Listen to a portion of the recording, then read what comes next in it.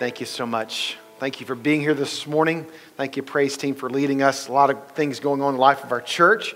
I'll tell you one other thing before I dive in. If you want to take your Bibles and turn to, actually going to have you turn instead of Romans 12, we're going to turn in a moment, actually turn to Matthew, the book of Matthew, chapter 18, verse 5. Matthew chapter 18, verse 5, we'll look at it in just a moment.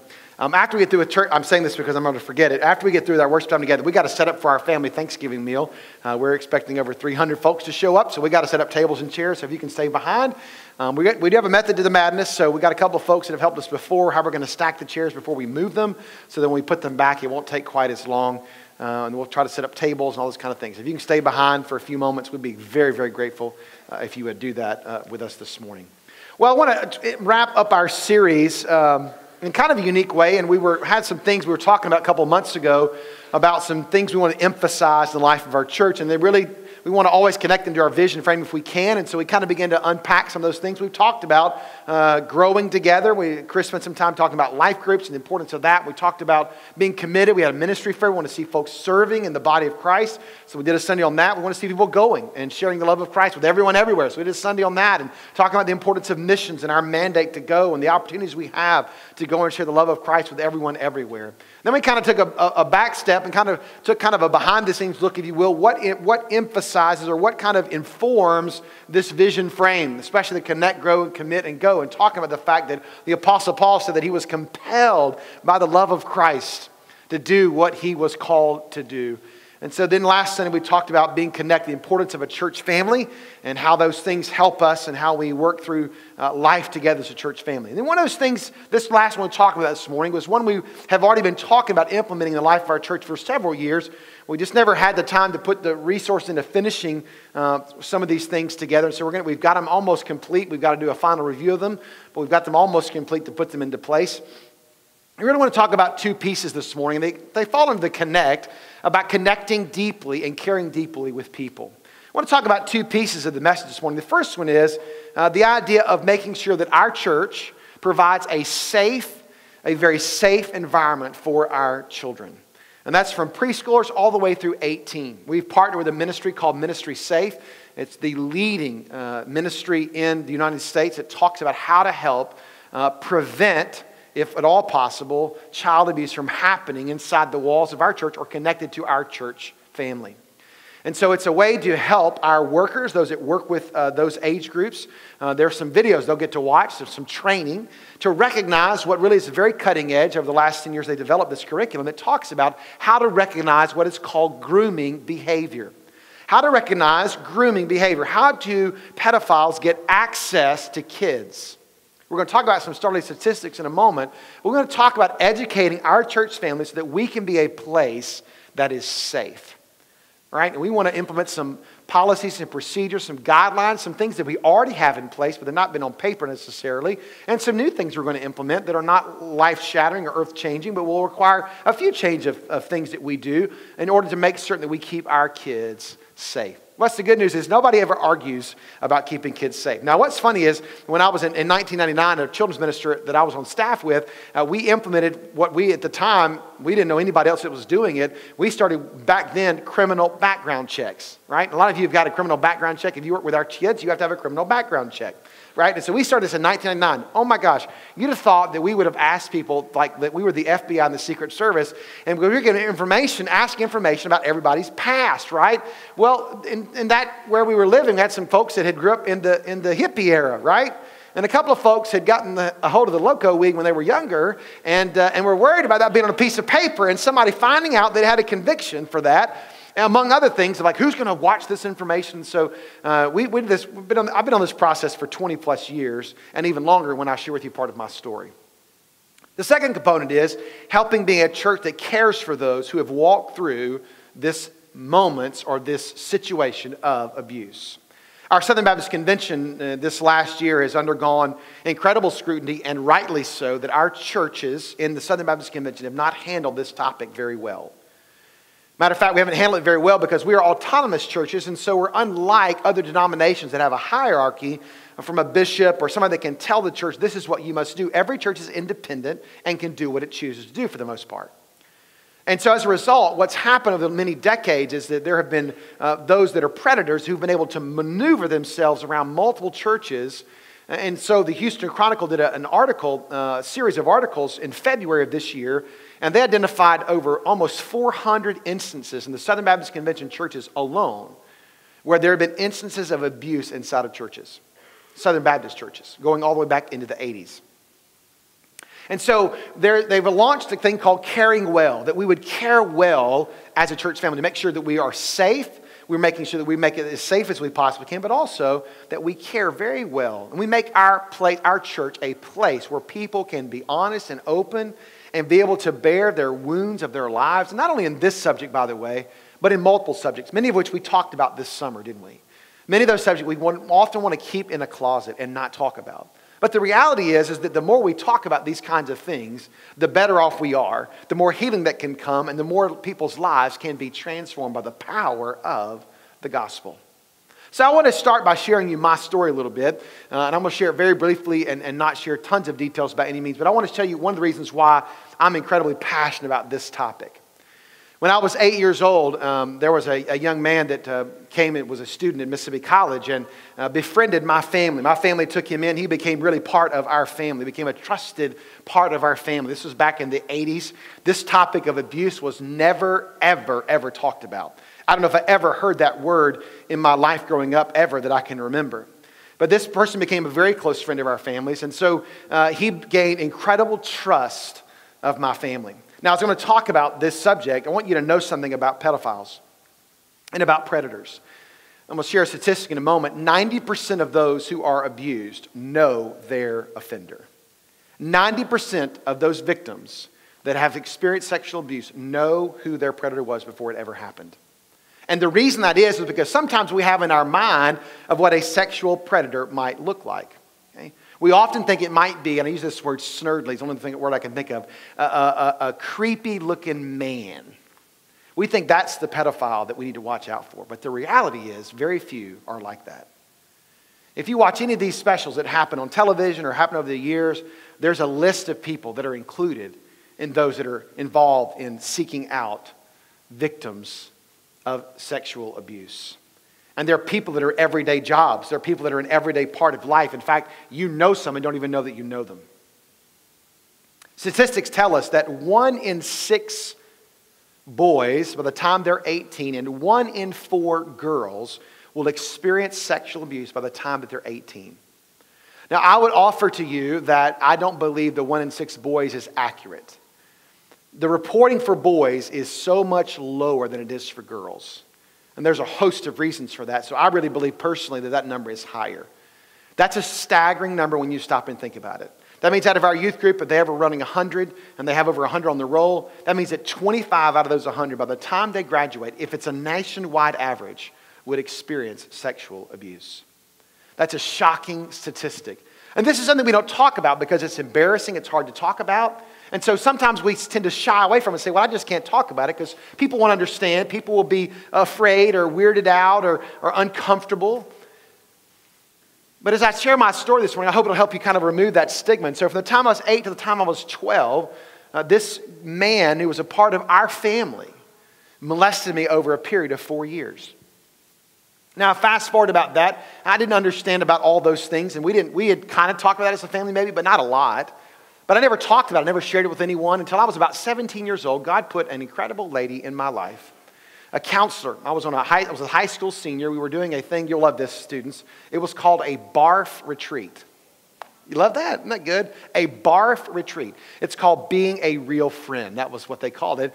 And so basically, in the youth teenager acronym of the day, your friends could barf their life to you and you would be prepared to help deal with the situations of their lives, right? And so we began to talk about all these different topics, about suicide and about drugs and then we started talking about sexual abuse, and all of a sudden the light goes on to me. 17 years old. And I began to think about that. I'm like, all of a sudden a light bulb began to go on. I'm thinking, wow, that's me. That's my story. And so for that next year, the lady that was leading that particular ministry was a counselor on staff at our church. Spent about 1.5 years walking through that process. Got to a place of healing. I'd only told my dad and not told anybody else what had happened, just my dad. My dad covered for me because I wasn't ready to tell my mom yet because I wanted to be at a place of healing before I told my mom because I knew what would happen when I told my mom what had happened. You see, abuse doesn't affect the victim, it also affects the family in major, prolific ways. And some of you have walked this journey in your own life. So it will hit home with some of you, I know, more than others. But as I went to college, I began to feel the real need. I began to get involved in student ministry, and I began to encounter teenagers who had experienced these kinds of things. And I wanted to be able to share my story.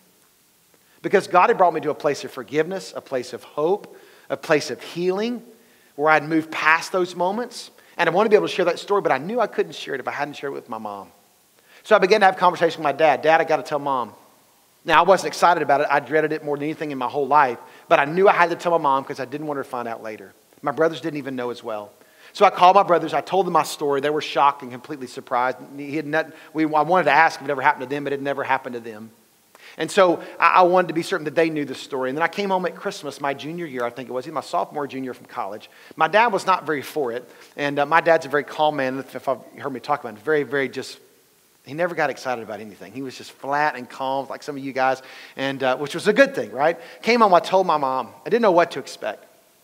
And I literally watched my mom that day. The most hurtful point of the whole thing that ever happened in my life was watching me having to tell my mom. I watched my mom literally so upset, literally took chunks of her hair out of her head. She was absolutely devastated, as any parent that walks through this horror of dealing with sexual abuse. My dad looked at me and said, I told you, you shouldn't have told her. That's what he told me. I'm like, golly, thanks. It was a terrible moment. There was tears. There was hours of trauma. It was a hard, hard moment. But I knew I had to do it because I knew that I had to be able to share my story. Because from that point forward, since I was 19 years old, and I'm turned 48, so almost 30 years, I've shared this story so many times, mostly with small groups and individuals who have walked this path of abuse. Now I want to fast forward to what perhaps is maybe mind-boggling to some of you, and it is to me. Fast forward to August of 2000, well, I guess it was February of 2011, I got a phone call from a friend of mine who had tracked down where my predator was. Well, I actually knew where my predator was, and he was actually serving on a church staff. He had never been held really accountable. He had left our church there in Jackson, had gone to a church in Texas, and had repeated the same behavior. But instead of dealing with him with law enforcement, as what often was done in the 80s, he was simply run out of town, go away, and we'll just make this, we're going to fire you, you're gone, but we're just going to leave this alone so we don't embarrass any of the boys that have experienced all this abuse. And so I had often thought in my mind, if I ever had an opportunity to share my story, I would. And if I ever had to do something legally, I would do it. So fast forward, a friend of mine calls me, actually, when I went to Baylor University, of all things, I pledged a fraternity, and a guy in my fraternity, my pledge class, I wasn't going to do it. I was not a fraternity guy, still not a fraternity guy, but I did it. And lo and behold, one of the guys in my pledge class out of 16 guys, or 20 guys, whatever it was a victim of the same perpetrator that I had been a victim of, just 10 years later. Now tell me that God doesn't orchestrate all things together for good, right?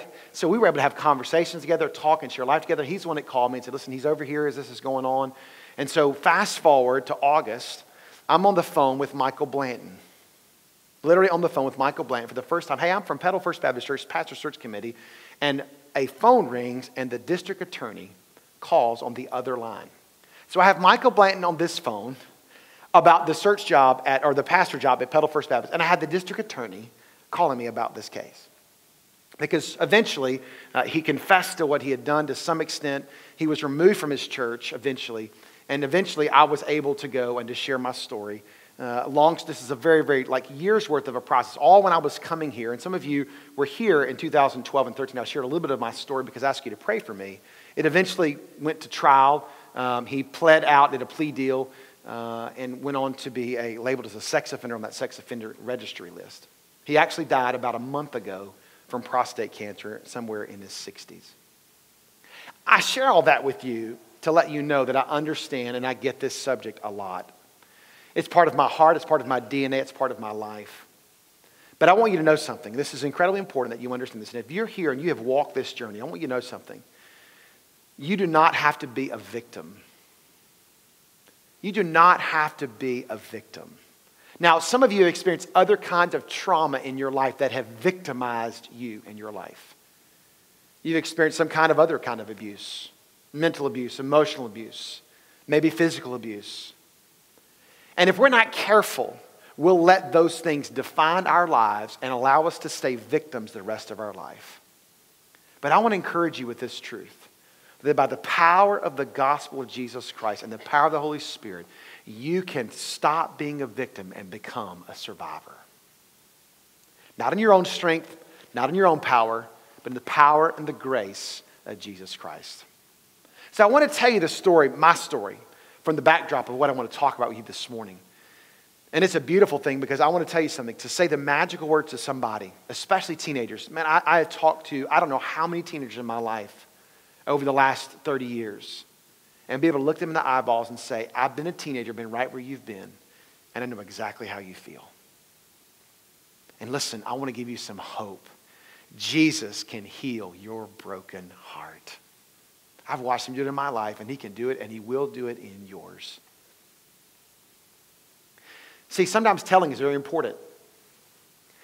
When I was talking to the district attorney, there came a point in the process where it all broke in the newspapers, it broke on the television, it was talked about regularly. I felt like everybody knew my story, and I wasn't really necessarily ready for everybody to know my story at that point unless I decided to tell it. But the news media, God bless them, decided to tell my story because, as I learned in the process, somehow there's always a leak somewhere. I found out where through the process. But I called the district attorney on one night, and I said, you know what, I just don't think I can go any further with this any longer. The next morning, I got a phone call from the district attorney. He said, listen, I need to share something with you. He said, there are 3 guys that are brothers that were members of another church in the 80s. Their relative works in the district attorney's office. They called last night, and they've never, listen to me, now they were in their 40s. They have never told anybody. They've not even talked about it among themselves. And they've come forward to say they also were victims.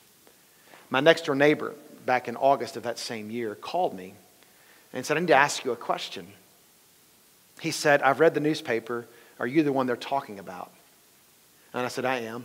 I am the one. And he said, well, I need to tell you something I've never except told my parents. He said, and he's my next door neighbor growing up. He's a couple years older than I was. He said, it also happened to me. He said, but I told my parents at the time, and they just didn't believe me. He said, but now they do. He's a reputable doctor in the state of Mississippi now. He's a great guy. We walked that process together. And all of these men, here became my, and why I want to share my story and why I want to encourage you when you're able, and God gives you opportunity to share your story of healing, is because, in particular, those 4 guys have been living in darkness for almost 30 years, carrying the weight of this pain. You don't have to carry this pain. God can heal you of your pain. God can heal you of your shame. God can heal you from your past. We'll talk about how we can do that. Just quickly, some statistics that are kind of cold, but I want to shock you a little bit, let you see it. I just mentioned them a minute ago. 1 in 4 females, 1 in 6 males have been sexually abused before they reach the age of 18. 90% of victims abused by someone they know or trust. A lot of times it's a family member. By the way, one of the fastest growing segments of sexual abuse is peer-on-peer sexual abuse. A teenager to a child. Cousins, family members. 2 out of 3 children do not tell about their abuse until adulthood, if ever. Right? Sometimes people go, good night, you waited 30 years to tell somebody or ever do anything about it. Why? Because it takes that long. The trauma is typically so great, it takes that long to process what has happened. Less than 8% of outcries or allegations of child sexual abuse are false. Listen to this. Less than 10% of child sex abusers will encounter the criminal justice system. So you know what that means, church? And this is one of the sobering wake-up calls for me about 7 years ago when I sat through this ministry safe training for the first time. That when we run a criminal background check on everybody in the building, we're only going to catch 10% of those who actually are predators. Because only 10% of them will ever encounter law enforcement. So what that tells us is that just to do a background check is not enough. There's more that we must do to protect our children in our church setting and even for you in your home. Listen to this shocking statistic. This will blow your mind. In one large study of victims, the number of victims for the average convicted male abuser, okay, not female, but just male abuser or offender, they averaged, if they molested girls, they averaged 52 victims before they were caught. And for boys, it was 150 victims. You remember Jerry Sandusky? He's often called a super predator. The reality is, he's probably normal. And you consider abusers. Now, I know this is sobering information, and I know that, and I pray you'll be able to take all this in. But I want you to hear it, and if there's a shock factor to it, I'm not disappointed. I want it to be for you because we want to be safe. So what do? We must protect our children and students from abuse and also protect our church and its volunteers and staff. In the same vein we want to protect our children, we also want to protect ourselves from false accusations that can also occur or misunderstandings. And so that's why we want to be very careful how we do what we do. In Matthew chapter 18, verse 5 to 7, Jesus brings some strong words. Here's what he says. And whoever receives one such child in my name receives me. But whoever causes one of these little ones who believe in me to stumble, it would be better for him to have a heavy millstone hung around his neck and to be drowned in the depth of the sea. And woe to the world because of its stumbling blocks, for it is inevitable that stumbling blocks come. But woe to that man through whom the stumbling block comes. Now, Jesus is talking about here about young believers, not just children. But I think a principle can apply that we need to be very careful that we are not a stumbling block and giving somebody open season, if you will, in our church. One of the most safe places for a pedophile typically are churches. You want to know why? Because in churches we're very caring, we're very open, we're very protective, right? But in the same vein, we're also very trusting. We're in church, right?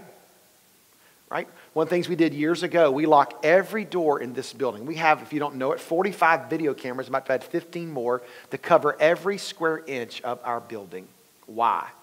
Because we trust no one. Doesn't that bless you today? Doesn't that bless you a lot? I have major trust issues, and you can understand why. My kids don't spend the night out very often, not because I don't love all of you, but I just have trust issues. I just do because of my background. But here's the reality. And you think that why that's even necessary. There was a church in the New Orleans area, and this is an example, where a youth pastor, and I say that with hesitancy to share that though, but it's not, ours is so far above board, okay? But this youth pastor molested a 15-year-old student, and they caught him on camera pulling her into a closet. Okay? I want you to see this stuff happens, okay? This happens with all kinds of people. Lest you think it not happen here, we need to be aware it could always happen here or anywhere, right? And so we want to take safeguards to be certain we take care of our kids. How do we do that, church? Well, several different ways. Number one, we must be aware that it is a problem. That's why I want to talk about this issue to you, number one. Number two, you must never assume it won't happen to me or it won't happen to us. That's somebody else's story. That's somebody else's church, right? We must not be naive to think that it can't happen here. It can. Thirdly, we must equip and educate our ministry leaders. So if you're involved, and even if you're not, we'll give you the training and let you watch it. I'd encourage you, if you're a parent, you ought to watch this stuff. When I watch it, it will send chills up your spine. It will scare you half to death, but it gives you the understanding of recognizing what is called grooming behavior. A pedophile will groom children and desensitize them, right, to all kinds of things to try to find their victims. Also, you know what they do? They befriend the adults in those people's lives to gain access to the children and to teenagers. And so we have to inform and educate. So we're going to require every person, beginning in January, we'll start this process, for every person who works with our students in Down to watch these 7 videos. You can do it at home. It's an online deal. You take a test afterwards to prove that you've taken it.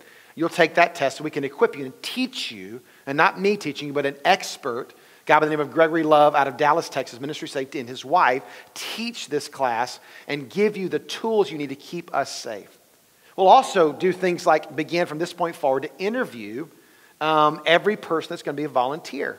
Everyone will have to go through a strategic interview, and it's not just a, hey, do you want to work with kids? We're going to ask real strategic questions. I'm not going to share this with you now because I don't ever give those things away of the things, responses that we're looking for to be certain we're keeping our kids safe. We'll also begin in this new year of 2020, we'll begin to require background checks for every person every 2 to 3 years. So if you got one 7 or 8 years ago, we will start, we won't do this all at one time because it would cost the church a lot of money to start with, but we will begin to implement a process where every 2 to 3 years we will re-background check every person to be certain that we're safe, right? Now, some say, Brad, this seems a little excessive.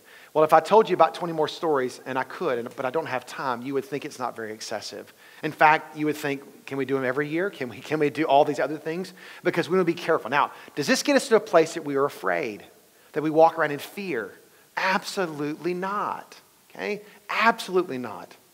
But what we do is we become aware and we are mindful of being careful and being watchful over what can happen in any time, in any place in our lives.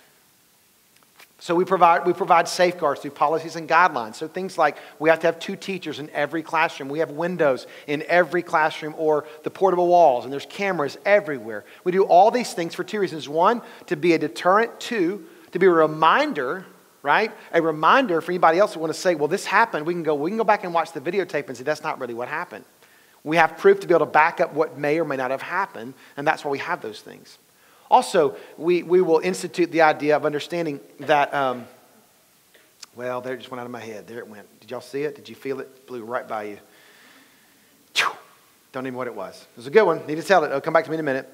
So we want to implement all these things to help keep our church safe. And above board, I know what it was. And if you're a new member, by the way, don't be offended. But if you got to be here 6 months, and this is hard to do now because Denise and Karen sometimes come to me and say, oh, please, right? We want to wait 6 months. Why do we wait 6 months? Well, because the studies show that the average pedophile will never stay around that long. They want immediate and quick access. And so if somebody's a brand new member, we don't let them work with kids, teenagers, or preschoolers for 6 months. It's a waiting period. It's designed to keep our kids safe. Okay?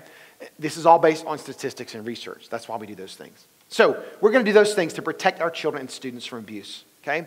I've got to hurry through this because there's more to cover here. But I just want you to know that this is going to roll out. You'll get to see it. It'll be approved by our church leadership. And these are things that are, a lot of these things I want to tell you we're already doing. We've been doing in the background for years to be certain we're keeping our kids safe and your kids safe and mine. We have a vested interest, don't we? Now, second, we must provide care, compassion, and support for those who have experienced abuse.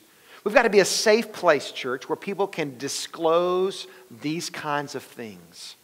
When people are struggling to disclose these kind of things, folks, I cannot tell you how hard it is for somebody to actually say out loud these words.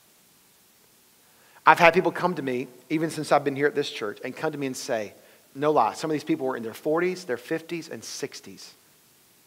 And they said, because I shared part of my story years ago. I've not shared it in many recent years, but I shared a little bit of it years ago. And they came and told me their story. And here's what they said.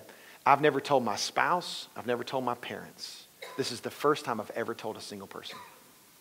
And I don't plan on telling anybody else either, by the way. We need to be a place where people can know they can share their life, share their baggage, share their brokenness, and bring it to the light. Now, that doesn't mean that every person is going to be called up here to stand on the pulpit and share their story. That's not what I mean. With a group of people, in a small accountability group, in a life group setting perhaps, where you can share your story and share your story of what God is doing in your life. The place of healing that God is bringing you to. In a place where it's safe, because these folks are struggling with shame and fear and anxiety. What are people going to think about me? Because most every victim thinks it's their fault. They asked for it. They should have stopped it. There's all kinds of things that victims work through, even if they come to a place of surviving. And they survive. This is always part of their story, always part of their DNA. But it doesn't have to determine your course or their path. But if they keep it bottled inside, guess who has control? The enemy and the perpetrator. But when it's released and God brings it to a place of healing, then you can become a survivor. So we want to be a church that encourages people to share their story and not be afraid to share their story. I know of a pastor, he had experienced abuse in his family, and he never has ever shared this story with his congregation, ever. You know why? He said, I never can share it because I'm afraid that somebody think that I'll be a pedophile too, and they'll be afraid of me. I actually had a person call me in the middle of when this all stuff began to break, and with this person, and all I did was go to the authorities, and I shared my story, and they called me, and they said, you know what? You need to just back off and let this poor guy has suffered enough. That's what he told me. And when I told him lovingly, he's a much older gentleman, and I love and respect him deeply. And I said, listen, I hear what you're saying. I said, I'm not doing anything. I just simply, when they asked me questions, I answered honestly. I said, but here's the truth. I'm not trying to make him suffer, but he's made countless numbers of people suffer their whole life. And I don't want to see him suffer, and the thought of having to testify and having to see somebody go to prison is mortifying to me. I've forgiven this man a long time ago. I stood in that courtroom that day when he was sentenced, and he had to actually admit and say, I did it. My mom, who's 5'2", by the way, I wish you could have been there. My mom she's a whippersnapper. And she had never talked to him. Of course, he had never talked to us. And my mom, that day, we sat in court, and there were TV cameras everywhere. And my mom, 5'2", I'll never forget it. She got up. She said, "Are you going to say anything to him?" I said, "Nope, sure not. Don't want to really look at him if I can help it. But I'm going to share my part of my testimony when I can, when it's my turn." Because I was able to speak before the judge sentenced him. My mom went over at him, and she just stared at him. Oh. She gave him the you-know-what look, the go to you-know-what look, you know what I mean? In Jesus' name, of course, right? She stared him down, never said a word. I say all these things. There are people that are afraid to share their story because they're afraid people are going to judge them. Listen, when somebody tells you their story, I'll talk about what we do in just a moment. But before I get there, what if you've experienced abuse? What if you're sitting in this congregation this morning? And listen, chances are good there's somebody sitting in this room that's experienced abuse. You never told anybody. Listen, what do we do? Number one, seek the healing touch of Jesus. That's primary and the very top of the list. Secondly, seek out someone and tell them. A friend, a parent, a trusted adult, a pastor, a counselor. Tell someone. It's the first step to healing. But as long as you keep it balled up inside, as long as you keep it a secret, it controls you. It has power over you, whether you realize it or not. Tell somebody. Thirdly, seek out professional help.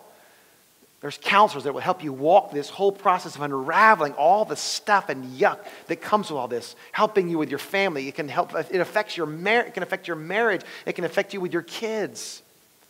So seek out professional help. Fourth, pursue if necessary. Or let me see how it says it here. Pursue if necessary. That's not the right wording here. Pursue the justice for that person through the legal system if possible. Okay? Here's why. Sometimes, and this was kind of the catch-22, I don't want to expose myself and my family to all of what's been happening. But here's the reality was, what did I do wrong? Why should I be afraid to expose my story? It should be the other way around, should it not? But it's not. It doesn't ever feel that way. But here's the reality. If we don't tell, then guess what that person can continue to do if they don't face the legal system?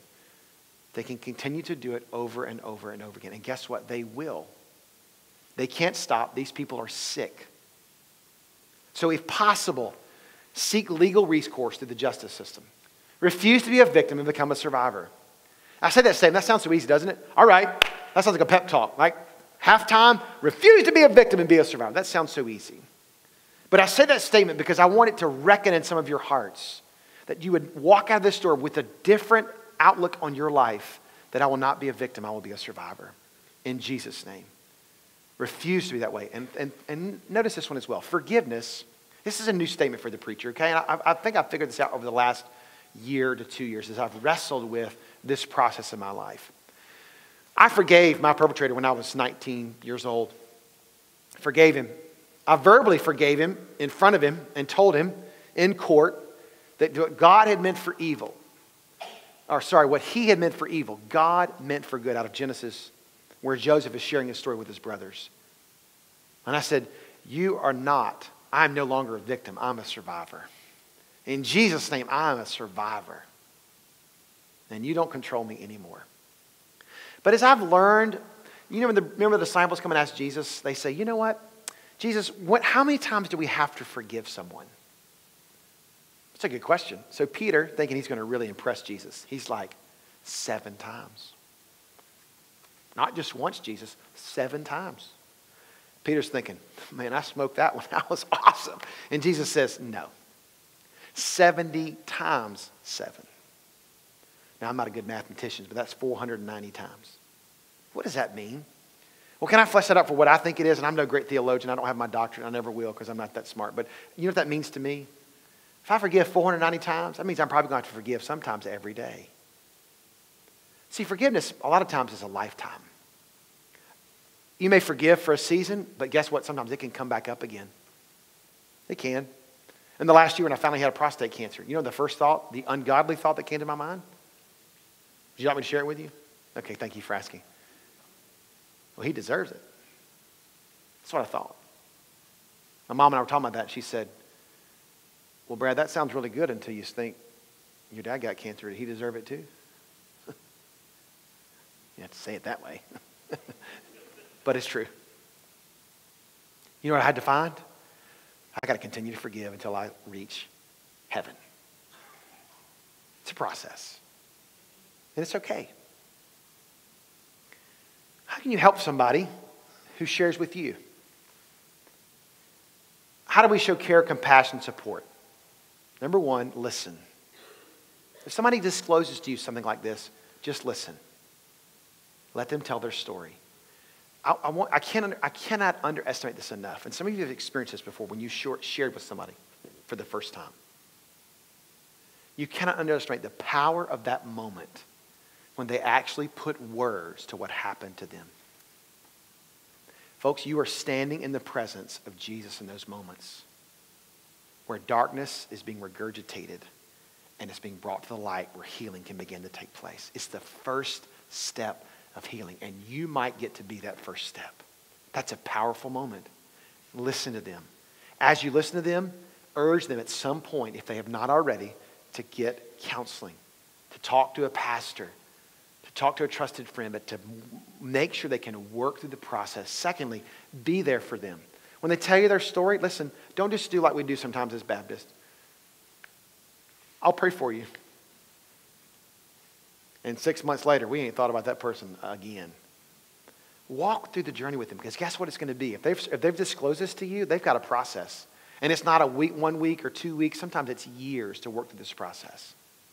Thirdly, encourage them regularly and remind them of God's great love and care. Remind them God loves them. Remind them God has a plan for their life. Remind them when they say, where was God in all of this? That's a question that gets asked a lot. Where was God in all this? You remind them that God never leaves us or forsakes us. And God will bring the healing in their life that they need. They don't preach to them, because sometimes that's not what they need. They just need you to love them and share the word of God with them in a loving, caring way. Fourthly, pray with them regularly, for them and with them. Listen, when they can hear their name out loud, God, I pray over this person that you would bring healing in their life. There's power in prayer. With them and for them. Be aware too, if you're talking with a child or a teenager, be aware, or even an adult, it affects not just them, but their entire family. There are moms and dads that will walk with this pain the rest of their life. The guilt, and my mom, as she was standing here, and I almost thought about getting her to come today, but the guilt, though it's better, that a mom feels is enormous. But as I remind my mom from time to time, God can heal that guilt. And he has on many occasions. I've watched him do it. Lastly, for parents and grandparents. Now some of you, I know I have completely freaked you out this morning, and I do apologize for that in some ways, but I don't in other ways. Some of you are going like, I'm never letting my child out of my sight again, ever. I just want to make you to be aware and never assume. Moms, listen to me carefully, especially moms. God has given you two things that typically men don't have. Okay? Number one, it is eyes in the back of your head. I don't know how, it's not a real set of eyes, but you mamas have that. The second thing that you mamas have, that God gave you, is a red flag warning system. Okay? If that red flag goes off in your mind, in your heart, and there's something that checks in your spirit, listen to me carefully. Do not ignore it. Do not ignore it. Thirdly, if you are a parent and grandparent and your child has walked through this trauma, please hear me say from my heart and from the Lord's heart, it's not your fault. And here's why. You and I can do the best that we know how to do. We can protect our kids the best we know how. But sometimes we can't. These folks that do these things are the master manipulator of anybody you will ever meet in your entire life. My perpetrator was a hero in the church he was serving. And there were people who wrote horrible things about me and my family. how dare I ruin this man's life? Things like that. People don't want to believe that these people can do these kinds of things, but they can. So what do? We be proactive with talking with your children, with your young children. Okay? There are some books that I've got available that I can recommend to you that are good, that will help you talk to your children. You can talk to your children about sex, okay? If you have never done that, by the way, before they're 8, you're too late. You need to get after it now. They've already heard about it, more than likely, on average. Okay? In some form or fashion, they've heard about it. Now, some of you kiddos are going, oh my gosh, my parents don't talk to me about this. It's okay, kiddos. They need to talk to you about it. It needs to be a comfortable conversation because they need to be able to come and talk to you about it. Okay? Secondly, you need to talk about what is appropriate and inappropriate touch. And talk about, especially with your younger children. There are books that will help you know how to talk about this stuff with your kids. Okay? In my house, since my kids were itty bitty, okay, because of my past, we talk about this every time they walk out my door. They didn't know it. And matter of fact, I just told my boys today my whole story. They'd never heard it all before. But I said, by the way, when I would ask you and tell you before you got the door, no matter whose house you were going to, if you were going to church, it doesn't matter. Remember what is appropriate and not appropriate touch. And you can always tell me, no matter if anybody threatens you and tells you not to tell, you always can tell me. We have to teach our children to be able to tell. Okay? Now, Romans 12 says this statement. And Jesus, by the way, says and echoes some of the same truth. Jesus says, I have come to heal the wounds of the brokenhearted. My prayer this morning is twofold this morning as we close. Number one, for our church to know that we're entering a season of being very safe as we can possibly be in implementing these things. Because we care for your children as much as you do. And we want to provide the safeguards as much as we can and those who work with them. Now hear me carefully. Nothing has happened. Nobody's made any accusations. Nobody has accused anybody of anything. That's not why we're implementing these things. These have been in the works for years. We just finally got them finalized and worked through. We've been doing these policies and procedures, most of these for a long time. But we're just going to make sure we do that. The other thing is, this is going to really stink, and it's going to stink for me because I have to keep up with this sticker now. We're going to be careful when we check our kids in and out. A lot of our kids know, the workers know you by name. I mean, they know Emma, okay? Every worker knows Emma on a whole lot of levels, knows Emma, okay? So I go back there. I need to be able to be reminded. I got that tag for a reason, okay? It's not really for me because the workers know me. What it's for is for sometimes we have kids that might have family issues that you may not know about. We want to make sure they get back to the right person, okay? Second, we have guests come. If they're the only ones presenting tags, they feel like, they're like, why am I the only one doing this? We want to all do this together. Why? Because it keeps our kids safe. We're going to do little things like that to be certain we're being proactive. Okay? So that's the first thing. Secondly, if you've experienced this moment, and I feel certain that somebody is resonating with, because I can see your faces in your stillness, that God would begin in your heart a fresh work, a new work, of bringing you to a place of healing and hope and finding the help that you need. And you find it at the foot of the cross with Jesus, who longs to bind and bandage those broken places and wounds in your life. And dear church, we commit together to be a church that is a place where people can come and be okay to be open about their brokenness and their place of healing. That's why I share my story, so that you would hopefully feel comfortable to do the same in your setting as well. If I can help you in any way about this or any other subject, I would love to talk with you and pray with you and counsel you to some extent, hand you off to a counselor, get you some help to work you through this process.